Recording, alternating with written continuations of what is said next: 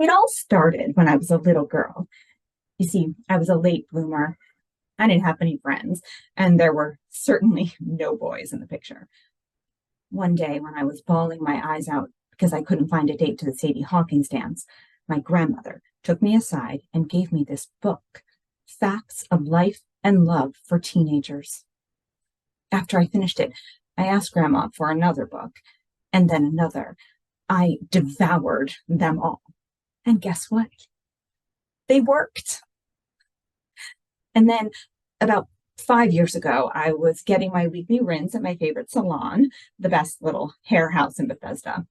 Martha Winstock was hogging the latest copy of Good Housekeeping, so I was forced to pick up Star magazine.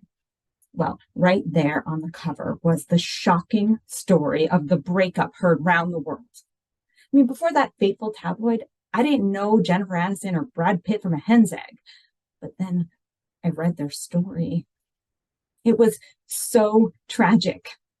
Like Anthony and Cleopatra, Romeo and Juliet, Buffy and Angel. What could have been the problem? They were beautiful, they were successful, and they were so in love. Well, now we know the problem was a certain someone whose name rhymes with Schmangelina Crowley. Like the rest of the world, I was distraught. But everywhere that I went for answers, I only found more questions.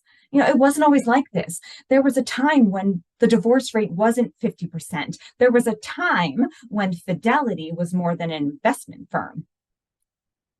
So I dried my tears with my Brangelina collector's issue of Star, and I took a vow. I made it my mission to help all of you with your contemporary dating, mating, and marriage dilemmas by passing on the classic advice of yesteryear. So I quit my job at the Library of Congress and, with some help from my nephew Joshi, started one of those blog things. The next thing you know, there's an article about me in the Bethesda Bugle. I've got celebrities calling me for advice. And now, here I am, underneath a restaurant in the middle of Times Square.